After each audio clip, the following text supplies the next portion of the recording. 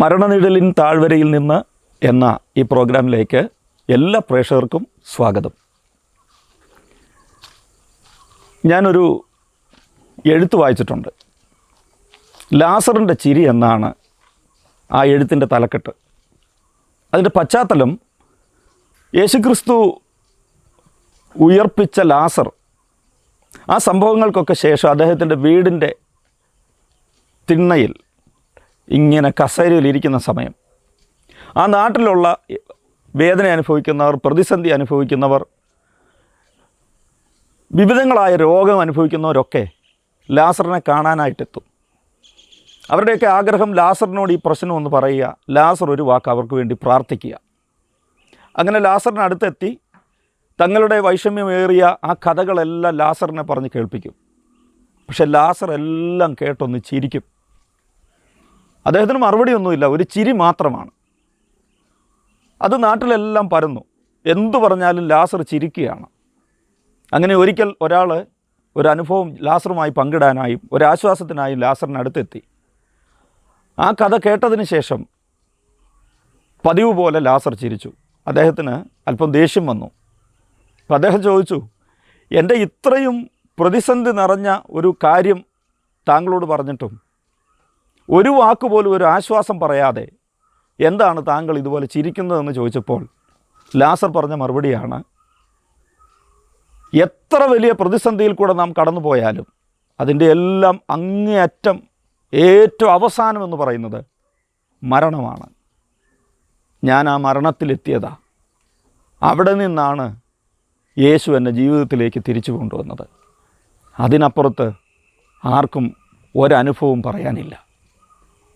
ഇന്ന് നമ്മളോട് കൂടെ ആയിരിക്കുന്നത് ഇതുപോലെ മരണനിഴലിൻ്റെ താഴ്വരയിൽ കൂടെ നടന്ന് കയറി ജീവിതത്തിലേക്ക് വന്ന ഒരു പെൺകുട്ടിയുമായാണ്. കഴിഞ്ഞ 30-ലധികം വർഷങ്ങളായി ഇന്ത്യ പെന്തക്കോസ്ത് ദൈവസഭയുടെ ഒരു ശുശ്രൂഷകനായി നോർത്ത് ഇന്ത്യൻ ഗ്രാമങ്ങളിലും വടക്കൻ മലബാറിലും മധ്യ തിരുവിതാംകൂറിലും കർത്താവിൻ്റെ വേല ചെയ്തുകൊണ്ടിരിക്കുന്ന പാസ്റ്റർ ജോൺസൺ ജേക്കബ് ഇപ്പോൾ തുരുത്തി ബെതേസ്ത IPC ചർച്ചിൻ്റെ ശുശ്രൂഷകനായി തുടരുകയാണ്. അദ്ദേഹത്തിൻ്റെ കുടുംബം, കർത്താവിൻ്റെ ദാസി ബെറ്റി, 3 മക്കൾ, 2 ആൺമക്കളും ഒരു പെൺകുട്ടിയും. ആ മോളാണ് ജോസ്മി ജോൺസൺ. മകളുടെ ജീവിതത്തിൽ കഴിഞ്ഞ 2023 നവംബർ മാസം പെട്ടെന്നൊരു ദിവസം മരണനിഴലിൻ്റെ താഴ്വരയിൽ കൂടി കടന്നു പോകേണ്ടുന്ന ഒരു സാഹചര്യം അവളുടെ ജീവിതത്തിൽ രൂപപ്പെട്ടു. എന്നാൽ അവിടെ അത്ഭുതകരമാവണ്ണം ദൈവത്തിൻ്റെ വിടുതലിൻ്റെ കരം അവൾക്ക് വേണ്ടി ദൈവം നീട്ടുകയും ആ മരണക്കിടക്കയിൽ നിന്ന് ജീവിതത്തിലേക്ക് അവൾ നടന്നു കയറുകയും ചെയ്തു. ഈ പുതുതലമുറയിൽ ഒത്തിരി സംശയത്തോടെ ദൈവിക വിടുതലുകളെ വീക്ഷിക്കുകയും സാമൂഹിക മാധ്യമങ്ങളിൽ അവയെ വല്ലാതെ വിമർശിക്കുകയും ചെയ്യുന്ന ഒത്തിരി പേരെ ഞങ്ങൾ കാണുന്നുണ്ട്. അവരുടെ മുമ്പിലേക്ക് ആ ജീവിതത്തിൻ്റെ കൈപ്പേറിയ അനുഭവങ്ങളുമായി, വേദനയുടെയും സങ്കടത്തിൻ്റെയും കടലാഴങ്ങൾ താണ്ടിയ ആ കുടുംബവുമായി ഇന്ന് ഞങ്ങൾ നിങ്ങളുടെ മുന്നിലെത്തുകയാണ്. ഇന്ത്യ പെന്തക്കോസ്ത് ദൈവസഭയുടെ ഒരു ശുശ്രൂഷകൻ എന്ന നിലയിൽ കഴിഞ്ഞ 30-ലധികം വർഷങ്ങളായി നോർത്ത് ഇന്ത്യയിലും വടക്കൻ മലബാറിലും മധ്യ തിരുവിതാംകൂറിലുമൊക്കെ പല സഭകളിൽ കുടുംബമായി ശുശ്രൂഷ ചെയ്തു എന്ന് എനിക്ക് മനസ്സിലാക്കാൻ കഴിഞ്ഞിട്ടുണ്ട്. ഒരു ശുശ്രൂഷകൻ്റെ ജീവിതത്തിലെ ഒത്തിരി നോവുകളും വേദനകളും കഷ്ടപ്പാടുകളും ഒക്കെ സഹിച്ചാണ് നിങ്ങൾ കർത്താവിൻ്റെ വേല ചെയ്തു വരുന്നതെന്ന് എനിക്കറിയാം. എന്നാൽ അപ്പോൾ തന്നെ ജീവിതത്തെ മുഴുവൻ പിടിച്ചു കുലുക്കത്തക്ക നിലയിൽ കഴിഞ്ഞ 2023 നവംബർ മാസം അങ്ങയുടെ കുടുംബം വലിയൊരു പ്രതിസന്ധിയിൽ കൂടി പോയതായിട്ട് എനിക്കറിയാൻ കഴിഞ്ഞിട്ടുണ്ട്. പ്രത്യേകിച്ചും ജോസ്മി മോളുടെ പെട്ടെന്നുണ്ടായ അവളുടെ ജീവിതത്തിലുണ്ടായ ഒരു മാറ്റം, അത് എന്താണ്, ആ കാലഘട്ടത്തിൽ എന്താണ് സംഭവിച്ചത്, എങ്ങനെയാണ്, അതിനെക്കുറിച്ചൊരു ചെറിയ വിവരണം നമ്മുടെ പ്രേക്ഷകർക്ക് വേണ്ടി ഒന്ന് നൽകാമോ? തീർച്ചയായും. ഈ കഴിഞ്ഞ നവംബർ മാസം 15-ാം തീയതി എൻ്റെ വൈഫിൻ്റെ മൂത്ത ആങ്ങളുടെ മോൻ്റെ വിവാഹമായിരുന്നു. അത് നമ്മുടെ മൂലമറ്റത്ത് വെച്ചാണ്. അദ്ദേഹം ഒരു CSIയിലെ അച്ഛനാണ്. അദ്ദേഹത്തിൻ്റെ മോൻ്റെ വിവാഹത്തിന് വേണ്ടി ഞങ്ങൾ കുടുംബമായിട്ട് പോയി. വിവാഹം എല്ലാം കഴിഞ്ഞ് ഇവള് അത്യാവശ്യം പാട്ട് പാടും. അങ്ങനെ അവിടെ സ്റ്റേജിൽ പാട്ടൊക്കെ പാടി വളരെ സന്തോഷത്തിൽ ഞങ്ങൾ തിരിച്ചു വന്നു. അത്താഴമൊക്കെ കഴിഞ്ഞു, പ്രാർത്ഥനയെല്ലാം കഴിഞ്ഞ് കിടന്നു. അപ്പോൾ ഇവളിപ്പോൾ ഒരു കോഴ്സ് ചെയ്യുന്നുണ്ട്. രാവിലെ 4 മണിയാകുമ്പോൾ പഠിക്കാൻ എഴുന്നേക്കും. പക്ഷെ അന്ന് 4 മണിക്ക് എഴുന്നേറ്റില്ല. അപ്പോൾ യാത്രാക്ഷീണമൊക്കെ ആയിരിക്കുമെന്ന് വിചാരിച്ചിട്ട് വിളിച്ചില്ല. ഒരു 6:30 ആകുമ്പോൾ എഴുന്നേറ്റ് പോകാൻ ഒരു 7 മണിക്കത്തെ ബസ്സിന് ഇവിടുന്ന് കല്ലുമാലിയിൽ നിന്ന് കയറും. 6 കഴിഞ്ഞിട്ട് എഴുന്നേക്കാതെ വന്നപ്പോൾ അവളുടെ മമ്മി എന്ന് വിളിച്ചപ്പോൾ ഇവൾ എഴുന്നേൽക്കുന്നില്ല. അവൾ പറഞ്ഞു, എനിക്ക് എഴുന്നേക്കാൻ പറ്റുന്നില്ല, ഒരു സൈഡ് ഇല്ലാത്ത പോലെയാണ് തോന്നുന്നതെന്ന് പറഞ്ഞു. അങ്ങനെ രാവിലെ ഞങ്ങൾ പെട്ടെന്ന് ചെന്ന് എഴുന്നേൽപ്പിച്ച് കഴിഞ്ഞപ്പം ഒരു കൈ അനങ്ങത്തേ ഇല്ല. അപ്പോൾ ആ ലെഫ്റ്റ് സൈഡ് പാരലൈസ്ഡാണ്. ഞങ്ങൾ ഉടനെ തന്നെ തൊട്ടടുത്ത് നമ്മുടെ വള്ളംകുളത്തുള്ള ഒരു ചാക്കോ ഡോക്ടറുടെ അടുത്ത് കൊണ്ടുപോയി. അദ്ദേഹം എല്ലാം നോക്കിയിട്ട് അത്യാവശ്യം മരുന്നൊക്കെ തന്നു. പിന്നെ ഞങ്ങൾ നമ്മുടെ പത്തനംതിട്ട ജില്ലാ ആശുപത്രിയിലെ ന്യൂറോളജിസ്റ്റിനെ കോൺടാക്ട് ചെയ്തു. അങ്ങനെ അദ്ദേഹത്തിൻ്റെ അപ്പോയിൻമെൻ്റ് എടുത്ത് 3 മണിക്ക് അവിടെ കൊണ്ടുപോയി കാണിച്ചു. CT സ്കാൻ ചെയ്തു. അതിൻ്റെ ഫിലിമൊക്കെ നോക്കിയിട്ട് അതിനകത്ത് വലിയ കുഴപ്പമൊന്നും കാണുന്നില്ല. പിന്നെ കുറേ ബ്ലഡ് ടെസ്റ്റ് എല്ലാം ചെയ്തു. അതിനകത്തൊന്നും കുഴപ്പമില്ല, എല്ലാം നോർമലാണ്. അത് മരുന്നൊക്കെ തന്നു വിട്ടു. പിറ്റേ ദിവസം റിപ്പോർട്ടായിട്ട് ചെല്ലാൻ പറഞ്ഞു. അങ്ങനെ ഞങ്ങൾ പിറ്റേ ദിവസം റിപ്പോർട്ടും കൊണ്ട് ഡോക്ടറെ ചെന്ന് കണ്ടു. റിപ്പോർട്ടിലൊന്നും പ്രശ്നമില്ല. പക്ഷേ ഇവിടെ ലെഫ്റ്റ് സൈഡ് കൈ അല്പം പോലും വിരൽ പോലും അനങ്ങത്തില്ല. ഈ കൈക്ക് മാത്രമാണ് കുഴപ്പം? കാലിലും പ്രശ്നമുണ്ട്. അപ്പോൾ അങ്ങനെ അദ്ദേഹം പറഞ്ഞു, ഒരു കാര്യം ചെയ്യാം, എനിക്കിപ്പോൾ ഇവിടെ ഇത്ര ചെയ്യാൻ പറ്റത്തുള്ളൂ, നമുക്ക് കോട്ടയം മെഡിക്കൽ കോളേജിലേക്ക് റെഫർ ചെയ്യാം. അവിടുത്തെ അദ്ദേഹത്തിൻ്റെ പ്രൊഫസറുടെ നമ്പർ വന്നു. അങ്ങനെ അപ്പോൾ ശനിയാഴ്ചയായി. അപ്പോൾ ഞങ്ങൾ തിങ്കളാഴ്ച പോകാമെന്നുള്ള കണക്കുകൊണ്ടിരിക്കുകയാണ്. മരുന്ന് ഓൾറെഡി ഉണ്ടല്ലോ. അപ്പം പക്ഷേ ഞായറാഴ്ച ഇവർ വീട്ടിലിരുന്നു, മമ്മിയും ഇവളും പോകുന്നില്ല. ഞാൻ പിള്ളേർ രണ്ടും പോയി. ആരാധന കഴിഞ്ഞ് തിരിച്ചു വന്ന് ഞങ്ങളിവിടെ ഈ സിറ്റൗട്ടിൽ നിന്ന് സംസാരിച്ചുകൊണ്ടിരുന്നു. ഇവൾ പെട്ടെന്ന് നമുക്ക് ശരീരമല്ല തളരുന്ന പോലെ ഒന്ന് കിടക്കണമെന്ന് പറയും. അങ്ങനെ ഞങ്ങൾ പിന്നെ കട്ടിലെ കൊണ്ട് കിടത്തി. അല്പം കഴിഞ്ഞപ്പോൾ ഇവൾ ദേഹം മുഴുവൻ വെട്ടി വിറയ്ക്കുകയാണ്. എടുത്ത് കുടയുന്ന മാതിരി വിറയ്ക്കാൻ തുടങ്ങി. അപ്പോൾ ഞങ്ങൾ പെട്ടെന്ന് ഡോക്ടറെ വിളിച്ചപ്പോൾ അദ്ദേഹം പറഞ്ഞു, ഇനി ഒട്ടും വെയിറ്റ് ചെയ്യരുത്, എത്രയും പെട്ടെന്ന് ബിലിവേഴ്സിൽ അഡ്മിറ്റ് ചെയ്യാൻ പറഞ്ഞു. അല്ല, അപ്പോൾ ആ സമയത്തും ഈ കൈ അനക്കാൻ പറ്റുന്നില്ല? ഇല്ല. പക്ഷെ അവൾക്ക് നടക്കാനും ഇരിക്കാനും പറ്റുന്നുണ്ടോ? കൈ പിടിച്ച് നടത്തണം. ആ പിടിച്ച് നടത്തുമ്പോൾ ഈ കാല് വലിച്ച് ഒരു കാല് കുഴപ്പമില്ലല്ലോ, അങ്ങനെ നടക്കും. അപ്പോൾ അങ്ങനെ ഞങ്ങൾ ഉടനെ തന്നെ ബിലിവേഴ്സിൽ ഒരു 3 മണിയായപ്പോൾ അവിടെ എത്തി. അവിടെ കൊണ്ട് അവർ അഡ്മിറ്റ് ചെയ്തു. ഇവിടുന്ന് നമ്മുടെ CT സ്കാൻ്റെ റിപ്പോർട്ടൊക്കെ ഉണ്ടായിരുന്നല്ലോ, അതെല്ലാം നോക്കി. പിന്നെ അവരവിടെ കുറേ ടെസ്റ്റൊക്കെ ചെയ്തു. അവർക്കൊന്നും മനസ്സിലായില്ല. അവസാനം അവർ പറഞ്ഞു, ഈ നട്ടെല്ലിൻ്റെ ഫ്ലൂയിഡ് എടുത്തിട്ട് ഒരു ടെസ്റ്റിന് അയക്കണം. അത് അമൃതയിലേ ഉള്ളൂ, 3 ടെസ്റ്റ് വേണം. അപ്പോൾ ഏകദേശം ഒരു 32,000 രൂപ ഒരു ടെസ്റ്റിന് ആകുമെന്ന് പറഞ്ഞു. അപ്പോൾ അങ്ങനെ ഇപ്പോൾ ഞാൻ പറഞ്ഞു, ടെസ്റ്റൊന്നും ചെയ്യണ്ട, കോട്ടയം മെഡിക്കൽ കോളേജിലേക്ക് ഞങ്ങൾ കൊണ്ടുപോകാം, നാളെ ഡിസ്ചാർജ് ആക്കാൻ പറഞ്ഞു. അങ്ങനെ പിറ്റേ ദിവസം ഞങ്ങൾ ഏകദേശം ഉച്ചയോടുകൂടി ഡിസ്ചാർജ് വാങ്ങി അങ്ങോട്ട് മെഡിക്കൽ കോളേജിൽ പോവാം. അപ്പോൾ ഇവിടുന്ന് പറഞ്ഞായിരുന്നു ആംബുലൻസിൽ കൊണ്ടുപോകുമെന്ന് പറഞ്ഞു. പക്ഷേ അന്നേരത്തെ നമ്മുടെ സാമ്പത്തിക സ്ഥിതി അനുസരിച്ച് ഒരു ആംബുലൻസ് വിളിക്കാതെ ഞങ്ങൾ കാറുണ്ടായിരുന്നു, കാറ് കൊണ്ടുപോകാം, കുഴപ്പമില്ലയെന്ന് പറഞ്ഞു. അങ്ങനെ പോയി. ഏകദേശം ചിങ്ങവനം കഴിഞ്ഞപ്പോൾ ഇവൾ ഉറക്കം വരുന്നു, ഞാൻ ഉറങ്ങാമെന്ന് പറഞ്ഞു. അപ്പോൾ കൂടെ ഒരു പെൺകുട്ടി ഉണ്ടായിരുന്നു, അവളുടെ മടിയിലേക്ക് കിടന്ന് ഉറങ്ങി. അപ്പോൾ ഈ തലയൊക്കെ നല്ലപോലെ വിറയ്ക്കുന്നുണ്ട്, ഈ ഞെട്ടലുണ്ട്. അപ്പോൾ ഉറങ്ങിക്കഴിഞ്ഞപ്പോഴത്തേക്ക് ഈ ഞെട്ടലും വിറയലും എല്ലാം നിന്നു. അപ്പോൾ ഞങ്ങൾ വിചാരിച്ചു ഉറങ്ങാമെന്നല്ലോ, ശല്യപ്പെടുത്തണമെന്ന് വിചാരിച്ച് വിളിച്ചില്ല. അപ്പം മെഡിക്കൽ കോളേജ് ചെന്ന് അവിടുത്തെ കാഷ്വാലിറ്റിയിൽ അവിടെ ചെല്ലുന്നതിന് മുമ്പ് തന്നെ വിളിച്ചിട്ട് എഴുന്നേൽക്കുന്നില്ല, എഴുന്നേൽക്കുന്നില്ല. കാഷ്വാലിറ്റി ചെന്ന് വണ്ടി തുറന്നിട്ട് വിളിച്ചിട്ട് മുമ്പ് അനങ്ങുന്നില്ല. അങ്ങനെ പെട്ടെന്ന് സ്ട്രെച്ചർ കൊണ്ടുവന്ന് ഞങ്ങളെല്ലാവരും കൂടെ എടുത്ത് അതിൽ കടത്തി. ഇവിടെ അൺകോൺഷ്യസ് ആണ്. അപ്പോൾ തന്നെ കാഷ്വാലിറ്റി കൊണ്ടുവന്ന് കഴിഞ്ഞ് ഡോക്ടർമാർ വിളിച്ചിട്ടൊന്നും അനങ്ങുന്നില്ല. അവസാനം അവർ കണ്ണ് തുറന്ന് നോക്കി. കണ്ണ് തുറന്ന് നോക്കിയപ്പോൾ 2 കണ്ണുകൾ നിശ്ചലാണ്, അനങ്ങുന്നില്ല. അവർ പെട്ടെന്ന് മോണിറ്ററെല്ലാം കൊടുത്തു കഴിഞ്ഞപ്പോൾ എല്ലാം 0 ആണ്. പൾസ് ഇല്ല, BP ഒന്നുമില്ല, എല്ലാം 0 കാണിക്കും. അപ്പോൾ ഡോക്ടർമാർ അവർ 2 പേരുണ്ട്, അവർ തമ്മിൽ പറയുന്നു ആൾ പോയി, ഏകദേശം ഒരു 15 മിനിറ്റ് ആയിട്ടുണ്ട്, ആൾ പോയെന്ന് പറഞ്ഞു. എങ്കിലും ഒരു പെന്തക്കോസുകാർ ഡോക്ടർ ഉണ്ടായിരുന്നു. അപ്പോൾ ഞങ്ങൾ പാസ്റ്റർ എന്നൊക്കെ മനസ്സിലാക്കി അവർ പെട്ടെന്ന് ഇവിടെ വായ വലിച്ച് തുറന്നിട്ട് അവർ തന്നെ കൃത്രിമ ശ്വാസം കൊടുത്തു. പിന്നെ ബലൂൺ പോലുള്ളൊരു സാധനം വെച്ചിട്ട് കൊടുത്തു. പിന്നെ CPR കൊടുത്തു. ഒരു 10 മിനിറ്റ് കഴിഞ്ഞപ്പോൾ ഈ മോണിറ്ററിൽ പൾസ് റേറ്റ് 10 എഴുതി കാണിച്ചു. അപ്പോൾ അവർ പറഞ്ഞു തിരിച്ചു വരും, കുഴപ്പമില്ല. അങ്ങനെ പെട്ടെന്ന് അവർ വെന്റിലേറ്ററിലാക്കാനുള്ള ക്രമീകരണമൊക്കെ അപ്പോൾ തന്നെ ചെയ്തായിരുന്നു. എങ്കിലും അവൾ പെട്ടെന്ന് ഒരു 10 മിനിറ്റ് കഴിഞ്ഞപ്പോഴത്തേക്ക് കണ്ണൊക്കെ തുറന്നു, അവൾ കോൺഷ്യസ് ആയി. പിന്നെ അവളെ ഒരു അഡ്മിറ്റ് ചെയ്തു, അവിടെ അഡ്മിറ്റ് ചെയ്തു. പക്ഷേ ഈ പാരലൈസ് ആയിട്ടുള്ള ആ വിഷയത്തിന് ഒരു മാറ്റം വന്നില്ല. ഈ ഭാഗം അനക്കാനേ പറ്റുന്നില്ല. കൈയൊന്നും വിരൽ പോലും അനങ്ങത്തില്ല, കൈയും കാലും അനങ്ങുന്നില്ല. കാല് അനങ്ങ, പക്ഷെ ഒരു വശം ബലഹീനമാണ്, ഈ കാലൊക്കെ ബലഹീനമാണ്. അപ്പോൾ തലയുടെ ആ വിറയിലൊക്കെ മാറിയ ആ സമയത്ത് വിറയിലും മാറിയില്ല. അപ്പോൾ തലയും വിറയ്ക്കുന്നു. ഏത് സമയം ഇങ്ങനെ ഈ ഞെട്ടലങ്ങ് മാറി തല മാത്രം പറിച്ചുകൊണ്ടിരിക്കുകയാണ്. അപ്പോൾ അവിടുത്തെ ഡോക്ടർമാർ ഒരു ഡോക്ടർ പറഞ്ഞ് ഇവളെ ഇങ്ങനെ അഭിനയിക്കുകയാണെന്നാണ്. ഇത് കാരണം അവർ നോക്കിയിട്ടൊന്നും അവർക്കൊന്നും കാണുന്നില്ല, ഒന്നും മനസ്സിലാകുന്നില്ല. അവിടെ തന്നെ നമ്മൾ വീണ്ടും വേറെ ഒരു CT സ്കാൻ ചെയ്തു, കോൺട്രാസ്റ്റ് MRI മരുന്ന് കുത്തിവെച്ചിട്ടുള്ളത്. അപ്പോൾ അതിനകത്തും ഒരു കുഴപ്പമില്ല.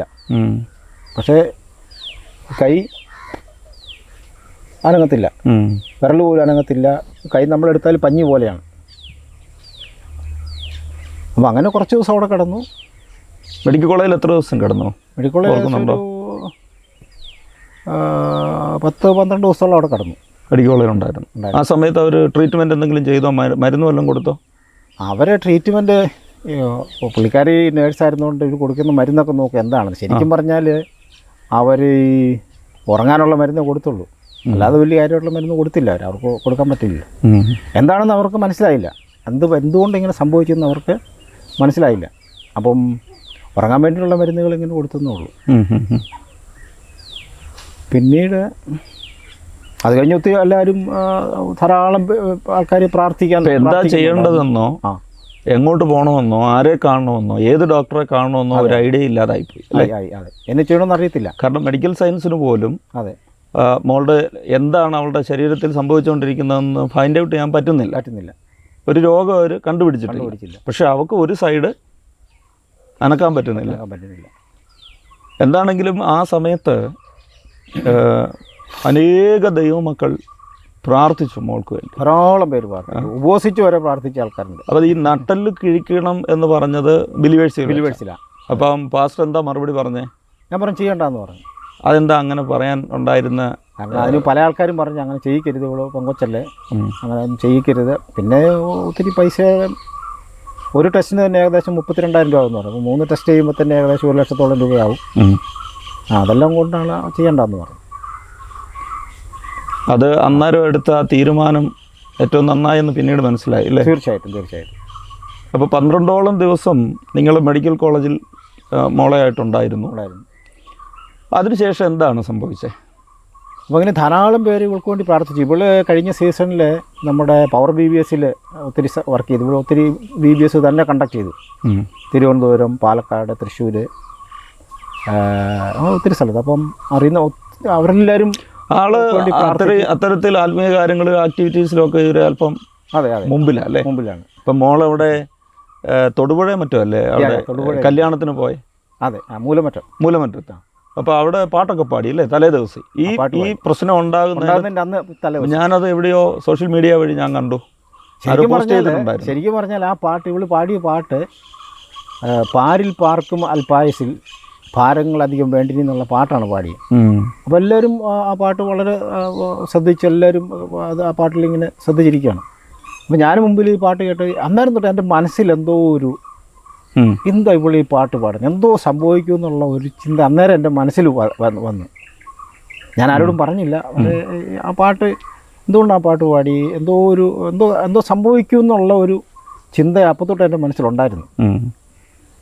അതുകൊണ്ട് തന്നെ ഈ പ്രതിസന്ധിയിൽ കൂടെ പോയപ്പം കുറെ കൂടെ കർത്താവിനോട് അടുക്കാനും ധൈര്യത്തോടെ.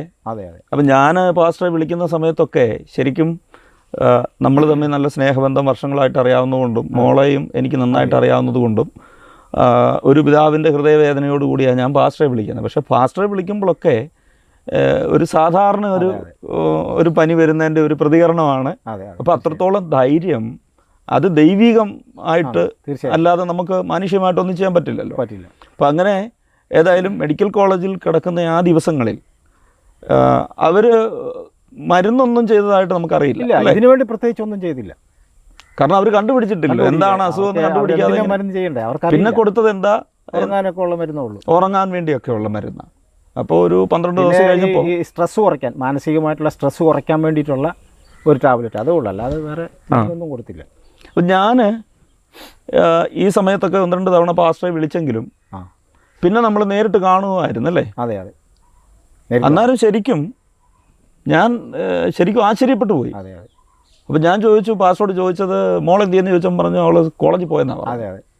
അപ്പോൾ എനിക്കത് വിശ്വസിക്കാൻ കഴിഞ്ഞില്ല. കാരണം ഇത്രയും സീരിയസ് ആയിട്ട് എന്താണെന്ന് പോലും അറിയാതെ ശരിക്കും മരണനിഴലിൻ്റെ താഴ്വരയിൽ എത്തിയതാണ്. അപ്പം അങ്ങനെ കിടന്ന ഒരു കുഞ്ഞ് പാസ്റ്റർ പിന്നെ കാണുമ്പോൾ അവൾ കോളേജിൽ പോയി എന്ന് പറയുമ്പോൾ അതൊരു വല്ലാത്തൊരു അനുഭവമായിരുന്നു. ശരിക്കും ആ ദിവസങ്ങളിൽ എന്താ സംഭവിച്ചത്, എന്താണ് അവിടെ പിന്നീട് നടന്നതെന്ന് നമ്മുടെ പ്രേക്ഷകർക്ക് അതൊന്ന് അറിയണം. കാരണം ദൈവിക വിടുതലുകളെ വളരെ ചോദ്യത്തോടെ ഇല്ലെങ്കിൽ അവിശ്വാസത്തോടെ കാണുന്ന ഒരു തലമുറയായത്. അതൊക്കെ പെന്തിക്കോസുകാർ കെട്ടിച്ചമയ്ക്കുന്ന കഥകളാണെന്നും അതൊക്കെ ഗിമ്മിക്കുകളാണെന്നും ഒക്കെ പറയുന്നുണ്ട്. അപ്പോൾ അവരുടെ ഇടയിലാണ് ഈ അവളുടെ പ്രായത്തിലുള്ള ഒരു അത്ഭുത സാക്ഷിയാണിത്.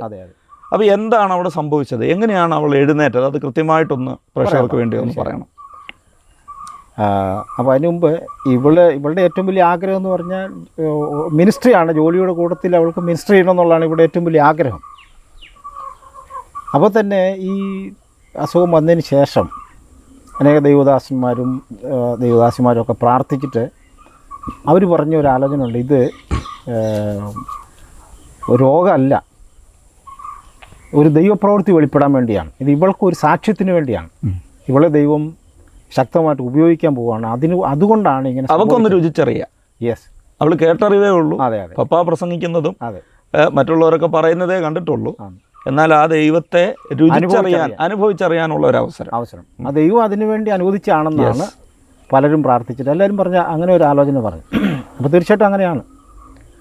കാരണം ഇപ്പോൾ പാസ്റ്റർ പറഞ്ഞ പോലെ തന്നെ ഈ രോഗശാന്തിയൊക്കെ വിമർശിക്കുന്ന ആൾക്കാരുണ്ടല്ലോ. അപ്പം പലർക്കും അനുഭവമില്ല, അതുകൊണ്ടാണ് അനുഭവമാണല്ലോ ഏറ്റവും വലിയ ഗുരുനാഥൻ എന്ന് പറയുന്നത്. അപ്പോൾ അതിൻ്റെ അനുഭവത്തെ ഖണ്ഡിക്കാൻ ആർക്കും പറ്റില്ല. പണ്ട് പറഞ്ഞു കേട്ടിട്ടുണ്ട്, കുക്ക് സാഹിബ് കൂടെ വന്നപ്പം തർജ്ജമ ട്രാൻസ്ലേറ്റ് ചെയ്ത ആൾ സായിപ്പ് പറഞ്ഞു എൻ്റെ യേശു നിങ്ങളെ സൗഖ്യമാക്കും. അപ്പോൾ തർജ്ജമ ചെയ്ത ആൾ പറഞ്ഞു സായിപ്പിൻ്റെ യേശു നിങ്ങളെ സൗഖ്യമാണ്. എൻ്റെ പറയാൻ പറ്റത്തില്ല, അനുഭവമില്ലല്ലോ. അപ്പോൾ എന്ന് പറഞ്ഞാൽ ഇപ്പോൾ ഇവക്ക് ഒരാളോട് പറയണമെങ്കിൽ ധൈര്യമായിട്ടും പറയാമല്ലോ. അത് ഞാൻ അതിൻ്റെ ജീവിക്കുന്ന സാക്ഷിയാണ്, ഞാൻ ധൈര്യമായിട്ട് പറയാം. അപ്പോൾ എന്താണ് അവിടെ ഹോസ്പിറ്റലിൽ അതിനുശേഷം സംഭവിച്ചത്? അപ്പോൾ ഒത്തിരി പേര് ഇവൾക്ക് വേണ്ടി പ്രാർത്ഥിക്കുന്നുണ്ട്. തൊടുപുഴയിൽ മുട്ടം എന്ന് പറയുന്ന സ്ഥലം, തൊടുപുഴ മുട്ടം, അവിടെ എൻ്റെ പപ്പയുടെ ഒരു പെങ്ങളുടെ മോള് താമസിക്കുന്നുണ്ട്. അപ്പോൾ അവർ ഏകദേശം ഒരു 18 വർഷമായിട്ട് ഒരു പ്രയർ ഗ്രൂപ്പ് നടത്തുന്നുണ്ട്. ആ ഗ്രൂപ്പിൽ ഇവൾക്ക് വേണ്ടി പ്രത്യേകം പ്രാർത്ഥിച്ചുകൊണ്ടിരിക്കുകയാണ്. അവിടെയുള്ളൂ ഒരു ആൻറ്റി പൗളി എന്ന് പറയും. പുള്ളിക്കാരി ഇവൾക്ക് വേണ്ടി ഇങ്ങനെ പ്രാർത്ഥിക്കണമെന്ന് ആവശ്യപ്പെട്ടു, പറഞ്ഞു. അങ്ങനെ നമ്പർ തന്നു, ഫോണിൽ കൂടെ പ്രാർത്ഥിക്കാമെന്ന് പറഞ്ഞു. അങ്ങനെ 25-ാം തീയതി അല്ലേ, 26-ാം തീയതി ഞായറാഴ്ച ഞങ്ങൾ ആ മെഡിക്കൽ കോളേജിൽ കിടക്കുമ്പോൾ അപ്പോൾ പാസ്റ്റർമാരൊക്കെ വരുന്നുണ്ട് കാണാൻ വേണ്ടി. ഒത്തിരി പേര് വന്നു. അവരെല്ലാവരും പോയതിന് ശേഷം ഒരു 6:30 കഴിഞ്ഞപ്പോൾ ഇവർ ആൻറ്റിയെ വിളിച്ചു, ഫോണിൽ വിളിച്ചു, അവർ സംസാരിച്ചു. അപ്പോൾ പുള്ളിക്കാരി പറഞ്ഞു രോഗമല്ല, ഇതൊരു ബന്ധനമാണ്, പ്രാർത്ഥിച്ചാൽ മാറും. അപ്പോൾ പുള്ളിക്കാരി പറഞ്ഞു ഒരു ഗ്ലാസ് വെള്ളം എടുത്ത് നിങ്ങൾ കൈ പിടിച്ചോളാം, ഞാൻ പ്രാർത്ഥിച്ച് കഴിയുമ്പോൾ കുടിക്കണമെന്ന് പറഞ്ഞു. അങ്ങനെ ഒരു വെള്ളം എടുത്തു പിടിച്ചു. പുള്ളിക്കാരി ഫോണിൽ കൂടെ പ്രാർത്ഥിക്കാൻ തുടങ്ങി. അപ്പം ആ സമയത്ത് ബെറ്റിയാണ് അവിടെ ഇരിക്കുന്നത്. ബെറ്റി കൈ എടുത്ത് ഇവളുടെ കൈ മടി വെച്ചിരിക്കുക. അപ്പം കൈക്ക് വെയിറ്റില്ല, വെറും പഞ്ഞി പോലെയാണ്. അങ്ങനെ പ്രാർത്ഥിക്കാൻ തുടങ്ങി. ഒരു അല്പസമയം കഴിഞ്ഞപ്പോൾ ഇവളുടെ കൈയുടെ വിരൽ അനങ്ങാൻ തുടങ്ങി. വിരൽ ഏകദേശം ഒരു 10-12 ദിവസമായിട്ട് വിരൽ അനങ്ങത്തേ ഇല്ല, വിരൽ പോലും ചലിക്കില്ല. അപ്പോൾ ഈ പ്രാർത്ഥിച്ചുകൊണ്ടിരുന്നപ്പോൾ വിരലുകൾ അനങ്ങാൻ തുടങ്ങി. അപ്പോൾ ഈ കൈക്ക് വെയിറ്റ് വരുന്നത് ബെറ്റിക്ക് മനസ്സിലായി. ഈ കൈ മടി വെച്ചുകൊണ്ടിരിക്കുമ്പോൾ തന്നെ ഈ കൈക്ക് വെയിറ്റ് ഉണ്ടാകുന്നത്, ബെറ്റി എന്ന് പറയുന്നത് വൈഫ് അല്ലേ? ഓക്കെ. അങ്ങനെ പ്രാർത്ഥന കഴിഞ്ഞു. ഈ വെള്ളം കുടിച്ചു കഴിഞ്ഞ് ഇവള് തന്നെ കട്ടിലിൽ നിന്ന് ചാടി എഴുന്നേറ്റു. 12 ദിവസമായിട്ടോ ഒരേ കിടപ്പ് കിടന്നയാണ്. അപ്പോൾ ഈ ദിവസങ്ങളിലൊക്കെ ഭക്ഷണം കഴിച്ചിട്ടുണ്ടോ? ഉണ്ടോ, ഭക്ഷണം കഴിക്കുന്നതിന് കുഴപ്പമില്ല, ഭക്ഷണം കഴിക്കും. നിങ്ങൾ കോരി കൊടുക്കുകയായിരുന്നു അതോ? അല്ല, വലത് കൈ ആ കൈ ഉപയോഗിച്ച് കഴിക്കും, കുഴപ്പമില്ല. പക്ഷേ ഈ ഭാഗമാണ് പ്രശ്നമുള്ളത്. ഓക്കെ. അത് പ്രാർത്ഥിച്ചു കഴിഞ്ഞ് കംപ്ലീറ്റ് 6:47 ആ ടൈം. ആ സമയത്ത് ഇവള് പൂർണ്ണ സുഖമായി ചാടി എഴുന്നേറ്റു. അങ്ങനെ ഒരു പ്രശ്നമേ ഇല്ലെന്നുള്ള നിലയിൽ. പിന്നെ ഒരു പ്രശ്നമില്ല. അന്ന് വൈകുന്നേരം റൗണ്ട്സിന് ഡോക്ടർ വന്നപ്പം ഡോക്ടറോട് പറഞ്ഞു, സാറേ എനിക്ക് സൗഖ്യമായെന്ന് പറഞ്ഞു. അപ്പം അദ്ദേഹം ചോദിച്ചു എങ്ങനെ? അപ്പോൾ പറഞ്ഞു ഇങ്ങനെ പ്രാർത്ഥിച്ചു, കർത്താവ് എന്നെ സൗഖ്യമാക്കിയെന്ന് പറഞ്ഞു. ഉടനെ പുള്ളി പറഞ്ഞു എൻ്റെ കയ്യിലൊന്ന് പിടിച്ച് വലിക്കാൻ പറഞ്ഞു. ഇത് അനങ്ങാതെ കിടന്നു ഡോക്ടർ പറഞ്ഞു. അപ്പോൾ ഇവിടെ ഡോക്ടർ കയ്യെ പിടിച്ച് പുള്ളി പറഞ്ഞു ഇങ്ങോട്ട് വലിച്ചു, അങ്ങോട്ടും ഇങ്ങോട്ടൊക്കെ വലിച്ചു. ഇപ്പോൾ കുഴപ്പമില്ല. അപ്പോൾ ഡോക്ടർ ഇങ്ങനെ അന്തം വിട്ട് നിൽക്കുക, എന്താ സംഭവിച്ചതെന്ന് പുള്ളിക്ക് അറിയില്ല.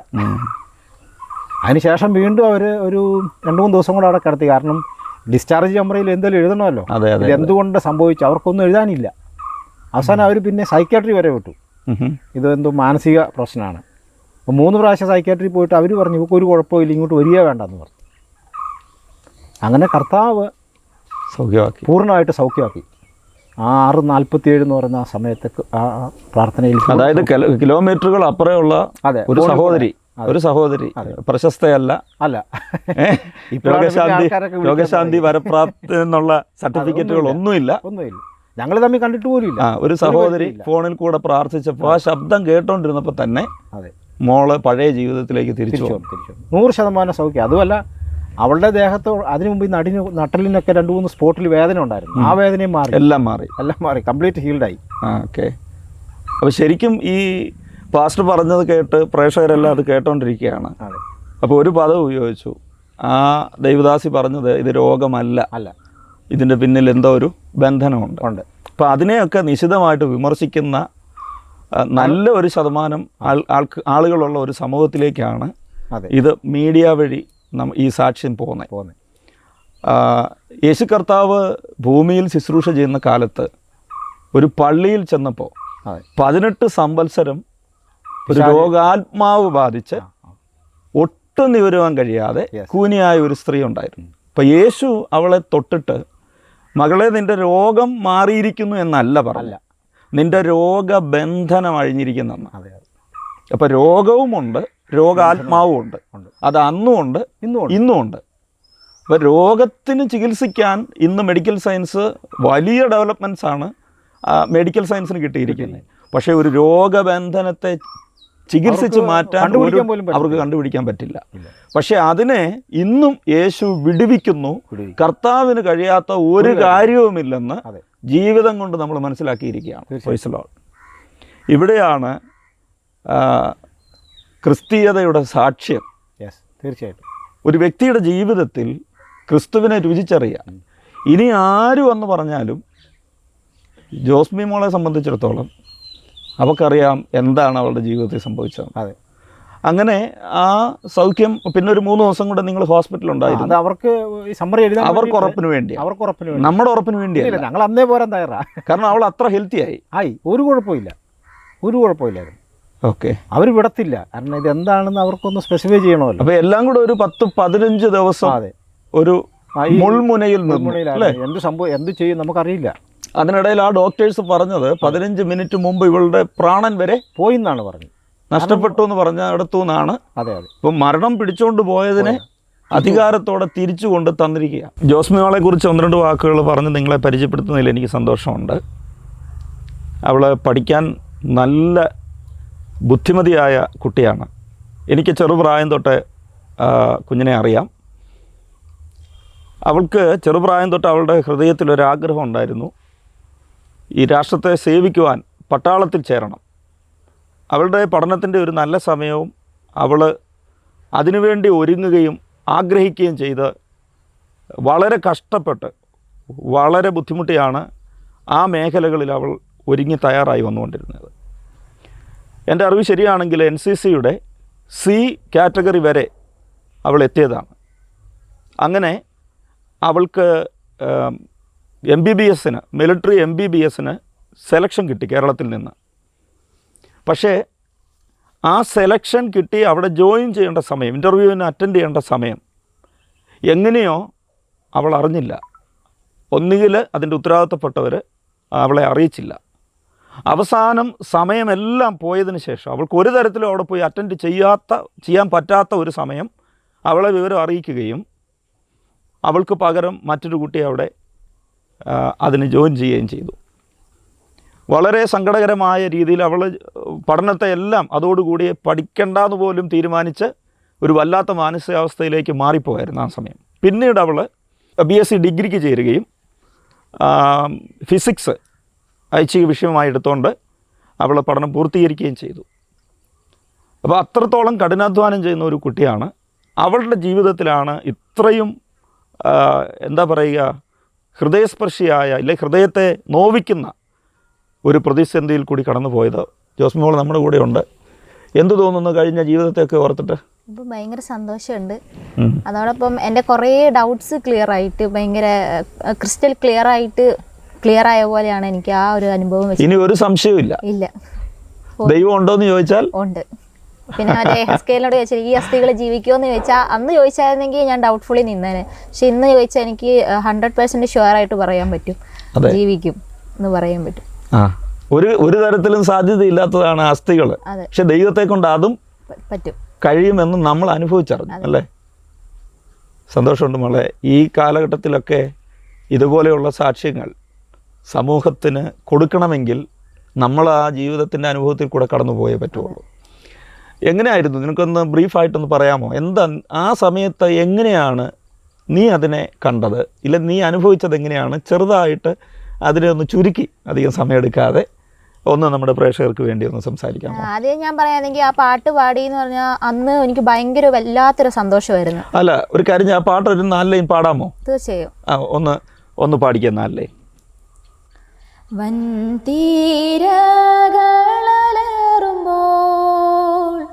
തീരം വിട്ടു ഞാൻ പോകുമ്പോൾ എൻ പടകിൽ ഞാൻ ഏകനായി ആശയറ്റെന്നു തോന്നുമ്പോൾ ചാരത്തുണ്ടെന്നോതുന്ന പ്രിയന്റെ സ്വരം കേൾക്കും ഞാൻ, പ്രിയന്റെ സ്വരം കേൾക്കും ഞാൻ. ഈ പാട്ടിൽ എനിക്ക് ഏറ്റവും ഇഷ്ടപ്പെട്ട ലൈൻസാ. പക്ഷെ അത് പാടി 12 മണിക്കൂറിനകം നീ അത് അനുഭവിച്ചറിയാൻ തുടങ്ങി അല്ലേ? ആശയറ്റെന്ന് തോന്നി, പടകിലേകയാണെന്ന് തോന്നി, പക്ഷെ ചാരത്തവൻ വന്നു. Praise the Lord.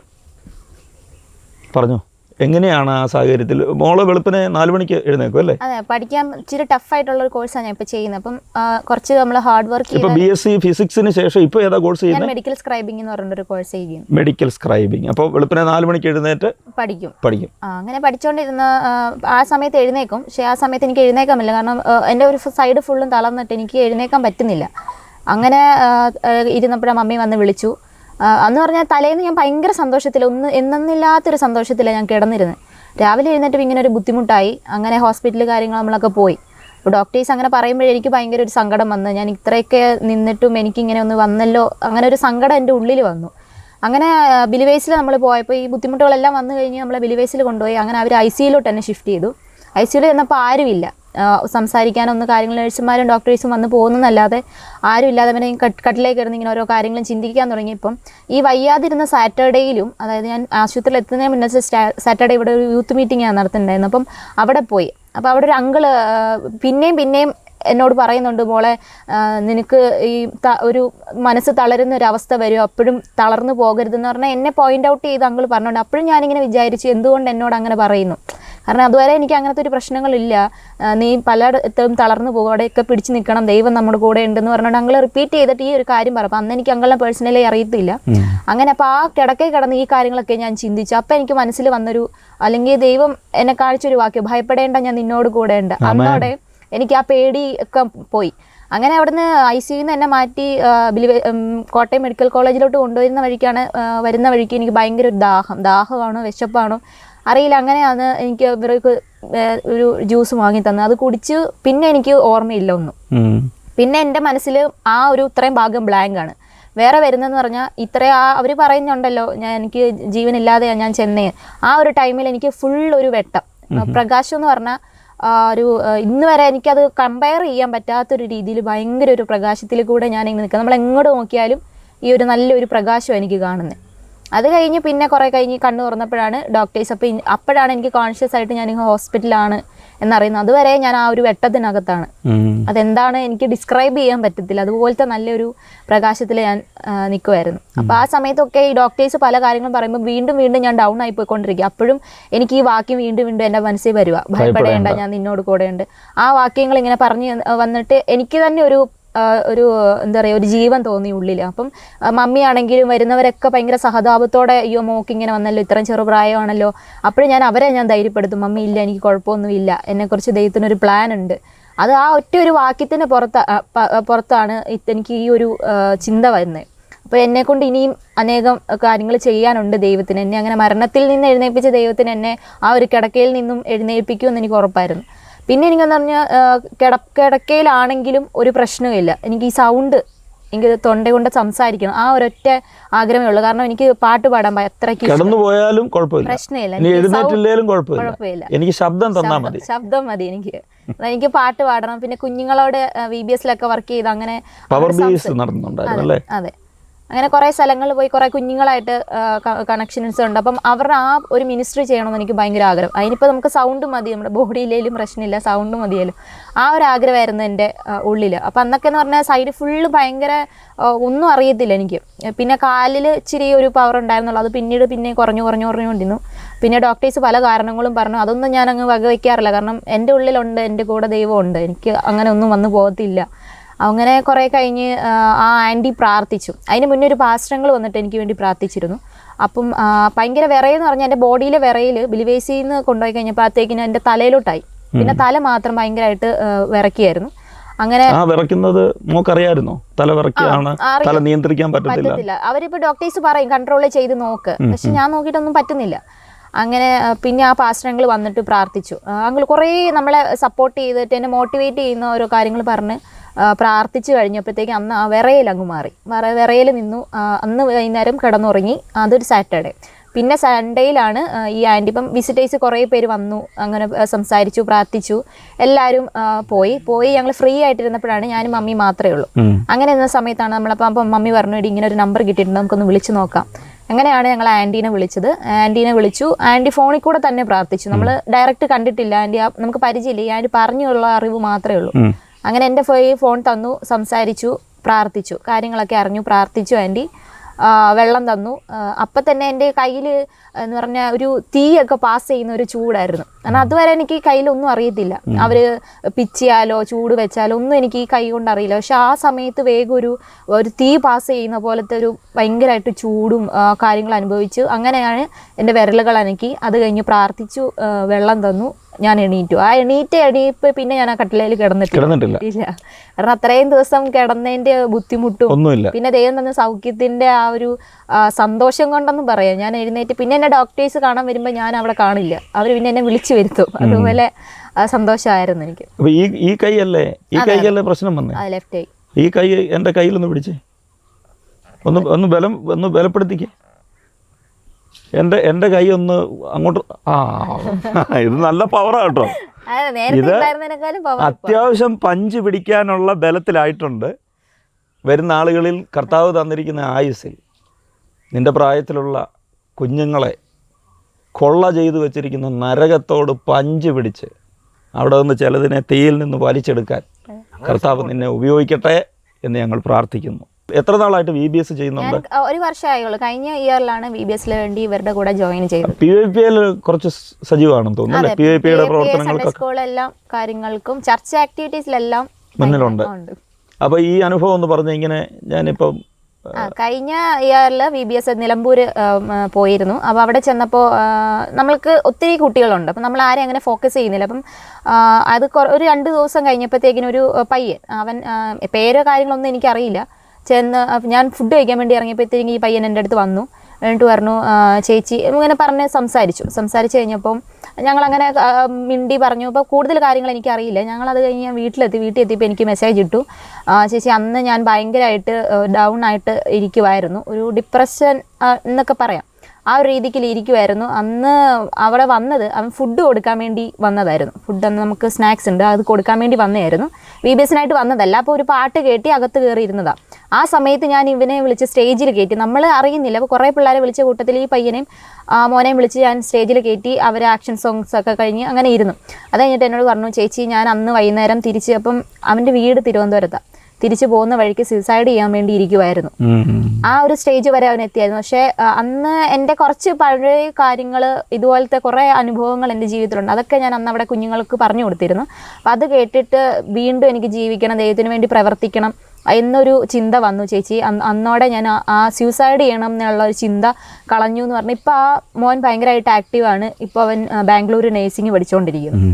അതുപോലെ തന്നെ ഞാൻ ഡിഗ്രിക്ക് പഠിച്ചുകൊണ്ടിരുന്ന സമയത്ത് ഒരു മോള് എന്നെ രാത്രി വിളിച്ചിട്ട് പറഞ്ഞു, ചേച്ചി എനിക്ക് ഭയങ്കരമായിട്ട് മനസ്സിന് എന്തൊക്കെയോ തോന്നുന്നു, എനിക്ക് മരണമല്ലാതെ എൻ്റെ മുന്നിൽ വേറെ ഒന്നുമില്ല. അന്നൊന്നും എനിക്കറിയില്ല, ഞാൻ കാരണം അത്രയും പ്രായമായിട്ടില്ല. അപ്പം ജസ്റ്റ് എനിക്ക് പ്രാർത്ഥിക്കണം എന്ന് തോന്നി, ഞാൻ പ്രാർത്ഥിച്ചു. പിറ്റേ ദിവസം ആ കുട്ടി പറഞ്ഞു, ചേച്ചി ഇന്നലെ രാത്രി ഞാൻ നന്നായിട്ട് ഉറങ്ങി, എനിക്ക് ഭയങ്കര സന്തോഷമായിട്ടിരിക്കുന്നു. ഇപ്പോഴും ആ മോള് നല്ല ഒരു കോഴ്സൊക്കെ എടുത്ത് പഠിച്ചുകൊണ്ടിരിക്കുന്നു. മോളെ, ഈ തലമുറയുടെ ഈ കാലഘട്ടത്തിൻ്റെ പ്രത്യേകത എന്താണെന്ന് ചോദിച്ചാൽ, ഒരു പുതിയ ജനറേഷൻ വരികയാണ്. അവർക്ക് ദൈവിക കാര്യങ്ങളിലൊന്നും, അത് പെന്തിക്കോസുകാരുടെ മക്കളാണേലും പാസ്റ്റേഴ്സിൻ്റെ മക്കളാണേലും പുതുതലമുറയാണെങ്കിലും ദൈവിക കാര്യങ്ങളിലൊക്കെ വിശ്വാസം കുറഞ്ഞു വരുന്ന ഒരു വലിയ പ്രതിസന്ധി ദൈവസഭകളെ നേരിടുന്നുണ്ട്. കാരണം ദൈവം അങ്ങനെയൊന്നും പ്രവർത്തിക്കുന്നില്ല, ദൈവത്തിന് അങ്ങനെയൊന്നും ചെയ്യാൻ, കാരണം അവർ കാണുന്നില്ല. തന്നെയല്ല, ചെറിയ സാഹചര്യം മതി അവർ ആത്മഹത്യയിലേക്കും വീട് വിട്ടിറങ്ങുക, നിസ്സാര കാര്യം മതി. ഒന്നിനെയും ഫേസ് ചെയ്യാൻ അവർക്ക് പറ്റുന്നില്ല, ഒന്നിനെയും താങ്ങാൻ പറ്റുന്നില്ല. അപ്പോൾ ഈ ഒരു സാഹചര്യത്തിലാണ് അവരെ മോൾഡ് ചെയ്യുവാനും അവരെ നല്ല ദിശയിലേക്ക് തിരിച്ചുവിടാനും ദൈവവചനത്തിൻ്റെ ആധികാരികതയിൽ നിന്നുകൊണ്ട് അനുഭവത്തിൻ്റെ പശ്ചാത്തലത്തിൽ ഈ തലമുറയിൽ ദൈവം ജോസ്മോളെ ഉപയോഗിക്കട്ടെ എന്ന് ഞങ്ങൾ ആഗ്രഹിക്കുകയും പ്രാർത്ഥിക്കുകയും ചെയ്യുന്നു. ഇന്ന് കിട്ടിയ, ഇല്ലെങ്കിൽ ഇപ്പോൾ മനസ്സിനകത്തുള്ള ഈ ധൈര്യം അനേകായിരങ്ങളിലേക്ക് പകർന്നു കൊടുക്കാൻ, ജീവിതത്തെ തൻ്റെ ഇടത്തോടെ നേരിടാൻ, എന്ത് പ്രതിസന്ധി വന്നാലും, പടക് തകരാൻ തുടങ്ങുകയാണെങ്കിലും പാട്ട് പാടിയതുപോലെ തന്നെ ഞാൻ ആ പടകിൽ ഏകനെന്ന് തോന്നിയാലും അല്ല, ഞാൻ ചാരത്തൊണ്ട്, അത് മരണനിഴലിൻ്റെ താഴ്വരയിൽ കൂടെ ആണെങ്കിലും നീ എന്നോട് കൂടെ ഇരിക്കുന്നുവല്ലോ, നിൻ്റെ വടിയും കോലും എന്നെ ആശ്വസിപ്പിക്കുമെന്നാണ് ദാവീദ് പറഞ്ഞത്. അത് ജീവിതത്തിൽ അനുഭവിച്ചറിയുവാൻ ദൈവം ഇടയാക്കി. അത് അനേകർക്ക് ജീവനായി മാറട്ടെ എന്ന് ആഗ്രഹിക്കുകയും പ്രാർത്ഥിക്കുകയും ചെയ്യുന്നു. വൻതീരകളേറുമ്പോൾ തീരം വിട്ടു ഞാൻ പോകുമ്പോൾ എൻ പടകിൽ ഞാൻ ഏകനായി ആശയറ്റെന്നു തോന്നുമ്പോൾ